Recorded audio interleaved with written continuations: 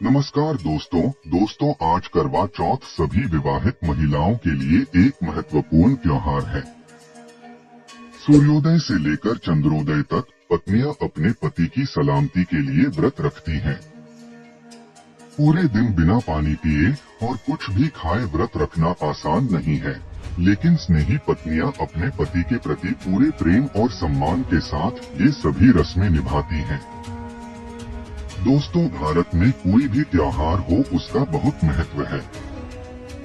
इसीलिए आइए जानते हैं करवा चौथ से जुड़ी सभी कहानियां। करवा चौथ के शाब्दिक अर्थ की बात करें तो इसका अर्थ है कार्तिक मास की चतुर्थी को करवा नामक मिट्टी के बर्तन से चंद्रमा को अर्घ्य देना। यह त्योहार हर साल कार्तिक मास के कृष्ण पक्ष की चतुर्थी को मनाया जाता है। हालांकि इस त्योहार की उत्पत्ति अभी भी बहुत अस्पष्ट है, फिर भी इससे जुड़ी कुछ कहानियां प्रचलित हैं। आगे करवा चौथ से जुड़ी कुछ लोकप्रिय कहानियां दी गई हैं, जो इस उत्सव के पीछे के कारण को दर्शाती हैं। दोस्तों, पहला कहानी है रानी वीरवती की करवा चौथ कथा। एक समय की बात है, वीरवती नाम की एक सुंदर रानी थी जो 7 प्यारे और देखभाल करने वाले भाइयों के बीच एकमात्र बहन थी। अपने पहले करवा चौथ पर वह अपने माता पिता के घर पर थी और सूर्योदय के बाद कठोर उपवास शुरू किया। शाम को वह भूख और प्यास से पीड़ित होने के कारण चंद्रोदय का बेसब्री से इंतजार कर रही थी।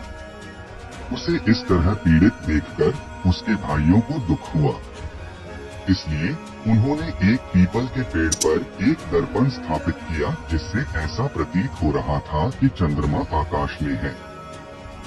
अब जिस समय वीरवती ने अपना उपवास तोड़ा, उसके पति की मृत्यु का समाचार मिला। वह रोती रही और बेसुध थी। वह तुरंत घर के लिए चल पड़ी और रास्ते में देवी पार्वती से मिली। माँ पार्वती ने उन्हें बताया कि उनके भाइयों ने उन्हें धोखा दिया है।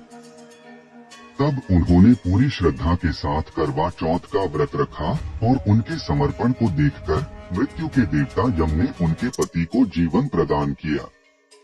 रानी वीरवती की यह करवा चौथ कथा काफी लोकप्रिय है और आमतौर पर व्रत रखने वाली महिलाएं इसे सुनती हैं। करवा चौथ की हमारी कहानी की सूची में अगली कहानी महाभारत के अर्जुन और द्रौपदी पर आधारित है।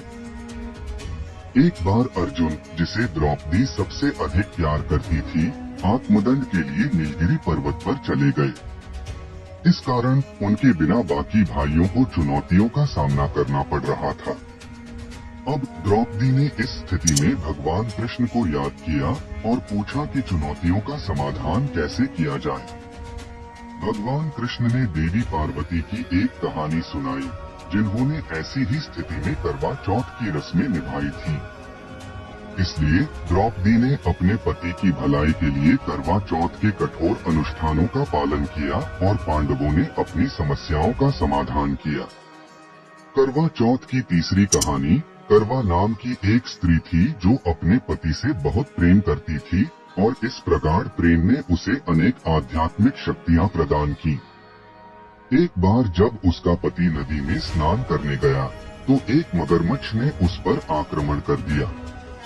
तब साहसी करवा ने मगरमच्छ को सूत से बांधा और मृत्यु के देवता यमराज का स्मरण किया।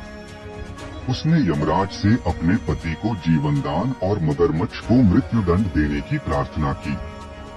यमराज ने कहा कि उन्हें डर है कि वह ऐसा नहीं कर पाएंगे, किंतु बदले में करवा ने यमराज को श्राप देने और यमदेव को नष्ट करने की धमकी दी।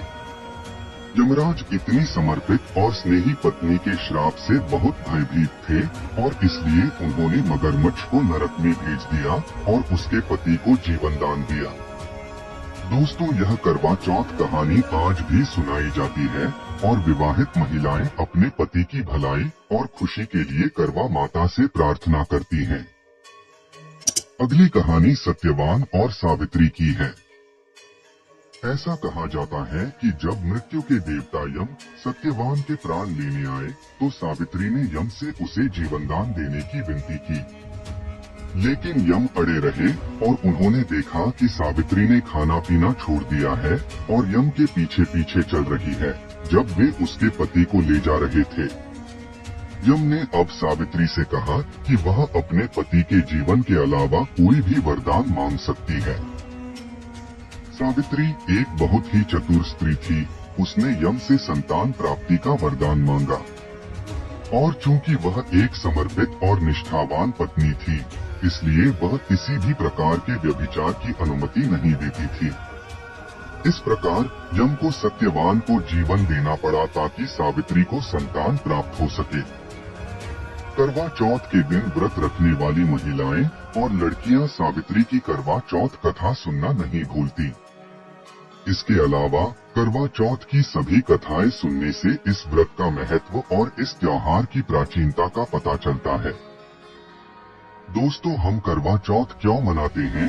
उपरोक्त करवा चौथ कथा को पढ़कर अब आप इस तथ्य से भली भांति परिचित हो गए होंगे कि हिंदू संस्कृति में इस त्योहार का अत्यधिक महत्व क्यों है।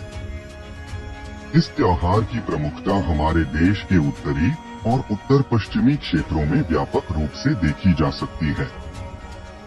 इन क्षेत्रों की पुरुष आबादी का एक बड़ा हिस्सा भारतीय सेना के सैनिक और सैन्य बलों के अधिकारी थे और इन लोगों की सुरक्षा के लिए इन क्षेत्रों की महिलाओं ने उपवास करना शुरू कर दिया। ये सशस्त्र बल, पुलिसकर्मी, सैनिक और सैन्यकर्मी देश की दुश्मनों से रक्षा करते थे और महिलाएं अपने पुरुषों की दीर्घायु के लिए भगवान से प्रार्थना करती थीं। इस त्योहार का समय रबी की फसल के मौसम की शुरुआत के साथ मेल खाता है, जो कि इन उपरोक्त क्षेत्रों में गेहूं की बुवाई का मौसम है।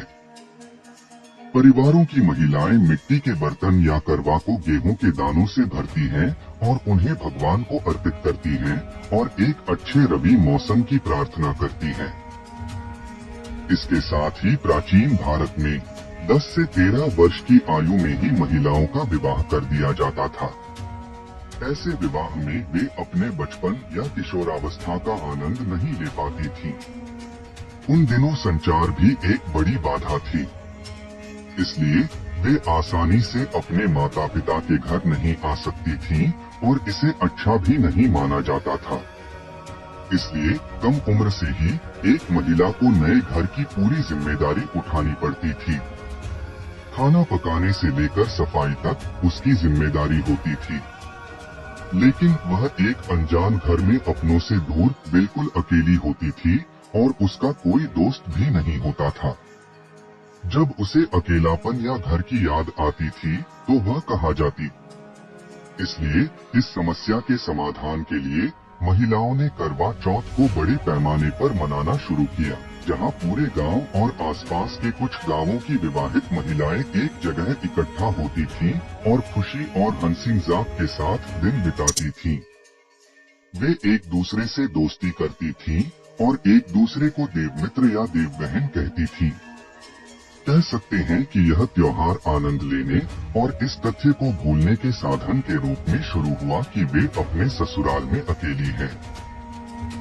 इस दिन उन्होंने आपस में मिलन का जश्न मनाया और एक दूसरे को चूड़ियां, लिपस्टिक, सिंदूर आदि उपहार स्वरूप दिए ताकि एक दूसरे को याद दिलाया जा सके कि कहीं न कहीं हमेशा एक दोस्त मौजूद रहता है।